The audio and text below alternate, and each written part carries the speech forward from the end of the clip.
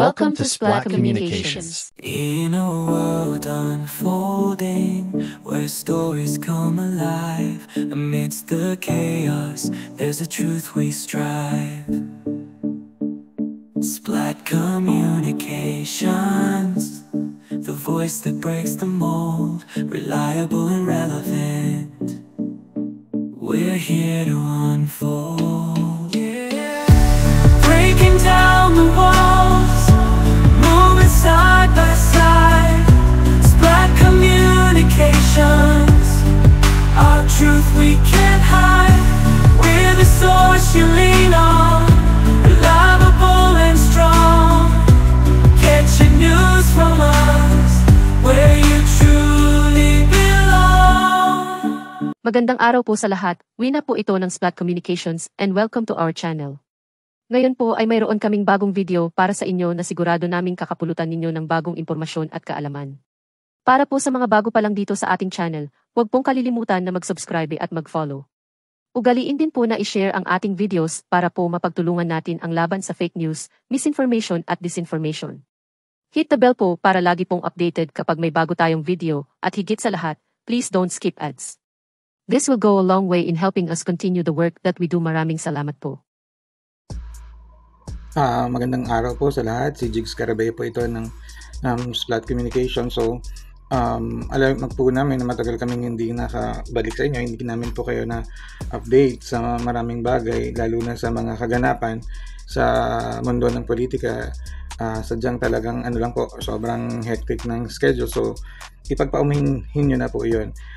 Ngayon po ay lumabas na at nagpahayag na si Congressman Sandro Marcos na matagal naman talagang nanahimik sa lahat ng issue at mga paratang na ipinupukol sa kanya, lalong-lalo na sa kanyang pamilya, sa pangunguna ni Presidente BBM at ng kanyang ina na First Lady Liza Marcos. So, alam naman po natin na hindi naman talaga patola ang pamilyang ito, sapagkat ang mga anak po ng Pangulong BBM at ni First Lady Liza Marcos ay nagpapakita naman talaga ng breeding o mataas na uri ng magandang pagpapalaki sa mga bata. So, ayun po. So, alam naman po namin din na karamihan sa inyo ay alam na kung ano ang naging mga kaganapan, lalong-lalo na ang mga binitawang pananalita ni Vice President Sara Duterte doon sa naganap na press con kamakailan, kung saan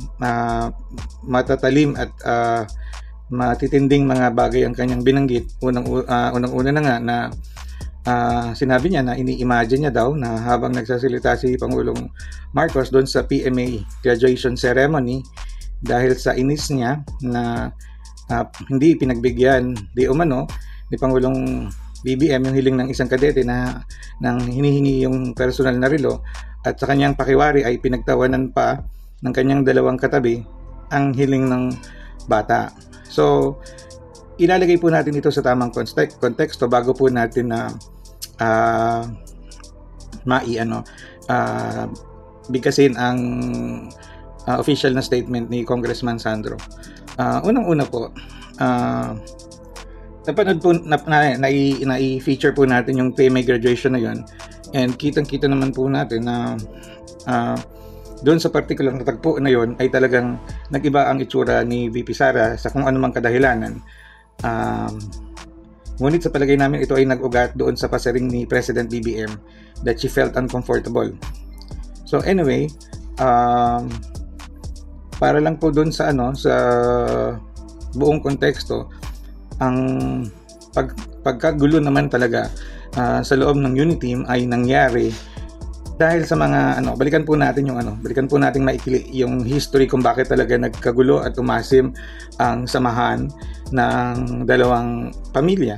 Unang-una, kung matatandaan po ninyo, mga ilang buwan pa lang na nakakaupo ang ating Pangulong BBM at si House Speaker Martin Romualdez naman ay nakaupo na rin bilang Speaker ng Kamara de Representante, ay may umugong na balita na merong nagtangkang kudeta upang agawin ang kapangyarihan kay Speaker Martin. Ayon po sa alingas-ngas, ito po ay pinamunuan di umano na ni dating Pangulong GMA. And alam din naman po natin na talagang tumulong din si former President GMA sa kampanya noong 2022. So, and we feel na very supportive din naman talaga si Vice President Sara kay President GMA dahil tinuturing niya itong isang matalik na kaibigan. Whether suportado ng Vice President ang tangkang pag-agaw ng kapangyarihan, we are not sure. Hindi po natin sinasabi categorically na she is behind that or kung totoo man yun. Kasi nga po itinanggi naman talaga ng Kamara na merong ganong pagtatanggang pag-agaw ng liderato sa Kamara. So immediately after that, ang sumunod pang pangyayari ay kung matatandaan ninyo, tinanggalan si former FPGMA ng posisyon bilang senior majority floor leader. So na-strip siya ng posisyon dahil nga doon sa pangyayaring yun. And then ang sumunod po nun ay yung tweet na ni VP Sara tungkol sa Tambaluslos. So yan po yung pagkakasunod-sunod nun. And then ang Kamara naman po, ang naging sunod na hakbang ay nakita nila ang naging kakulangan sa pagre-report ukol sa confidential fund, kaya nag-decide sila na alisin po ito. So ganun nga po. So kung at that point talagang medyo matindi na po yung hidwaan, and ikinalungkot or ikinagalit ito ni VP Sara kung kaya't siya naman ay kumonsulta sa kanyang ama na si dating Pangulong Duterte, at siguro nga po ay nagtanong or nagpahayag ng kanyang reaksyon sa pagkakatanggal ng confidential fund. So, matatanda ang after nun ay naghanap naman ng angkla ang pamilya Duterte kung paano aatakihin ng Kongreso. Kaya ang kanilang mga pagpuna, sinimulan ng mga pagpuna kay Pangulong BBM at ang sa Kongreso, pamunuan ng Kongreso, dahil dun sa isinulong na People's Initiative. Kailangan po kasi ng merong angklahan ng kanilang mga magiging pagkilos o galit para sa nung panahon na yun. Kasi po kung wala naman talaga silang issue, mahihirapan po silang makakumbinse ng mga taong bayan na susunod at susunod sa kanila sa kung ano man ang balakin. And then after that, nagsimula na po early this year yung Maisog Rallies. Sinimulan po yan doon sa Mindanao, kung saan iba-ibang paratang binitawan ni former President Rodrigo Duterte na mayroon daw adik na Pangulo, and we know naman po that the rest is history. So, yan po yung pinagsimula ng hidwaan sa historical na konteksto base po sa aming pagkakaunawa. So, ito po yung matinding sagot ni Congressman Sandro Marcos. Sana po ay atin pong unawain. For all this time, I have held my tongue out of respect for the Vice President, given the mandate she was given and the responsibility which her office holds. So, sinasabi naman po talaga na talagang hindi kumikibo si Congressman Sandro Marcos sa lahat ng mga usapin dahil nirerespeto niya ang mandato ni VP Sara. At saka nirerespeto niya rin ang opisina ng Vice Presidente. Ituloy po natin. However, as a son, I cannot stay silent while she threatens to exhume a former president and behead an incumbent one. Besides, her bizarre temper tantrum has been condemned by a nation horrified from such displays. Besides, her bizarre temper tantrum has been condemned by a nation horrified from such displays of insensitivity towards the dead and cruelty to the living.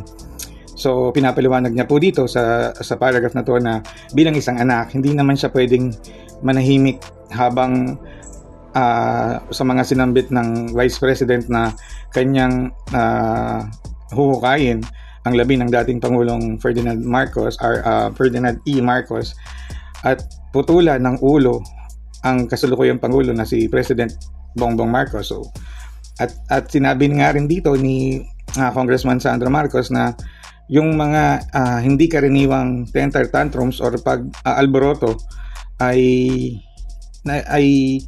nakakuha na ng maraming galit mula sa ating mga kababayan at natakot sa ganung pagpapakita ng insensitivity sa mga namayapa na at cruelty sa mga nabubuhay. So sa puntos po na yan, piniliwanag niya na talagang he probably found it weird that those statements had to be said, and such actions like beheading an incumbent and sitting president, iminomonstra pa niya.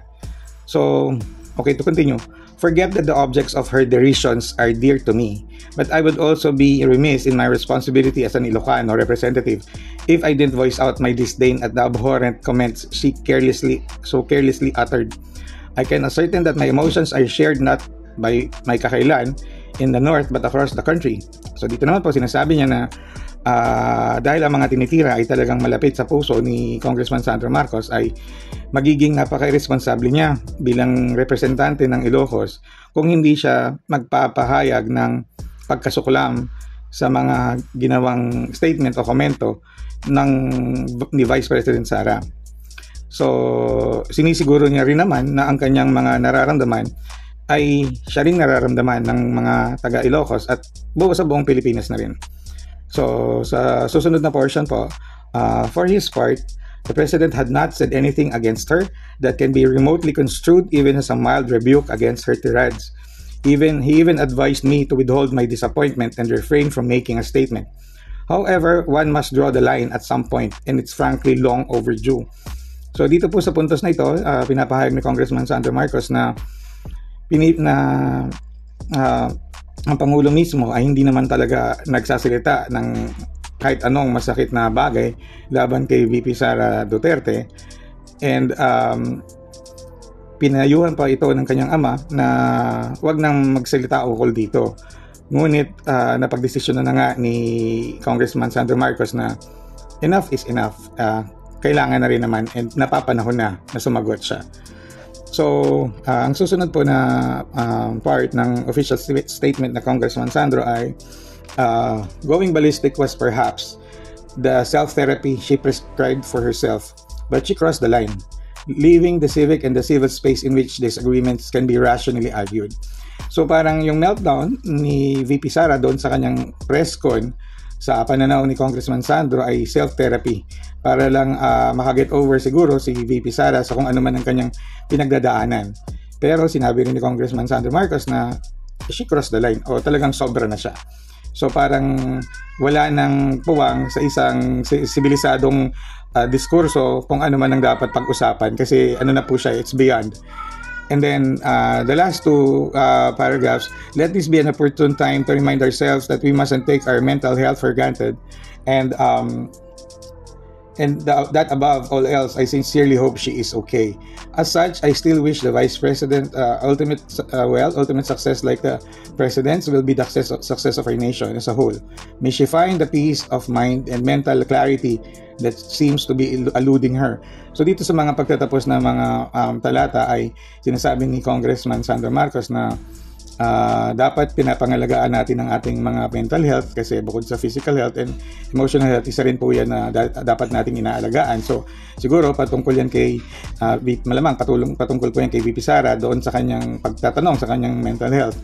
So sa pagtatapos, nagwi-wish pa rin si Congressman Sandro na ang pagtatagumpay ni VP Sara bilang Vice President at ng kanyang ama na si Pangulong Ferdinand Marcos ay magiging success naman o tagumpay ng ating bayan as a whole at ng ating bansa.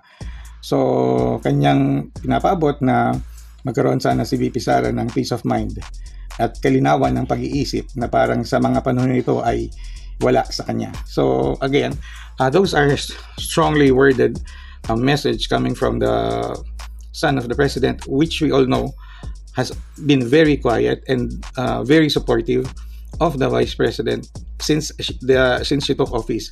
In fact, matatandaan po natin na si Kong Sandro nung panahon pag merong budget hearing ang OVP or ang DepEd, siya pa mismo ang nagsisiguro na ito ay matatapos at maipapasa ng mabilis sa Kamara ng walang problema.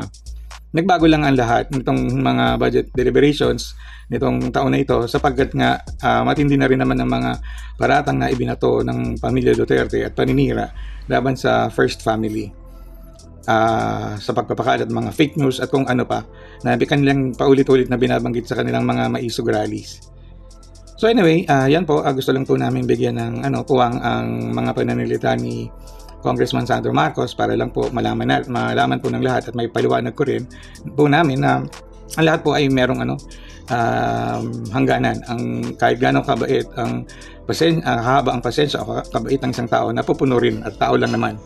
So, sa aming pananaw po, wala na pong, ito na po yung point of no return. Hindi na po siyan sila makakapag-ayos man kailanman. So, tingnan po natin sa susunod mga araw kung ano pang magiging kaganapan. Ngunit base po sa mga naglalabasang mga surveys kung saan naman po talaga nakikita natin na patuloy ang pag-angat at ang trust and satisfaction rating kay Pangulong BBM ng mga reputable survey firms. Samantalang pababa naman ang tiwala at satisfaction kay Vice President Sara at sa pamilya Duterte.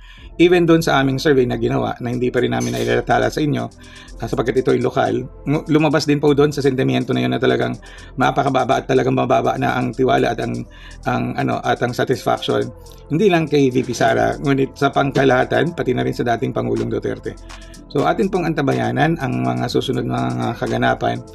And mag-iingat po kayo lahat hanggang sa susunod po. Si Jigs Carabea po ulit ito na sana nakapagpaliwanag ng maayos ukol sa inilabas na official na statement ni Congressman Sandro Marcos. So, yun lang po. Maraming salamat po and God bless po ulit. Thank you po. Bye-bye. Salamat po. What can you say? Kindly share your thoughts in the comment section. We hope you learned something new today. In behalf of the entire Splat Communications team, thank you. Till next time. Please pray for world peace, please pray for the Philippines and the Filipinos. Stay safe. Rosa out. Bye. Ain't no land of misinformation, I'm the truth seeker. Cut through the lies like a blade, I'm a fact checker. Splat Communications, the social need to follow. I'm activating news, exposing them all tomorrow. I'm on a mission, fighting for the information. No room for deception, it's time for retaliation. Splat Communications, we set the record straight. Real news, no filters, just the facts we dedicate. Fake news spreading like an epidemic outbreak.